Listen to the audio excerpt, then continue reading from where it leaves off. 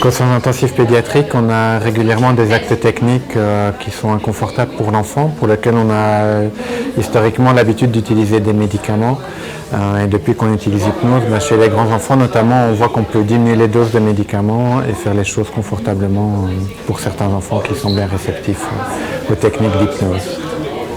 Alors à l'heure actuelle, il y a un médecin et 3 infirmières qui sont formées. On a comme projet de former un 2e médecin et encore 2-3 infirmières dans les années qui viennent pour avoir une équipe solide. Alors, quand on la propose, il y a souvent un peu de réticence au début.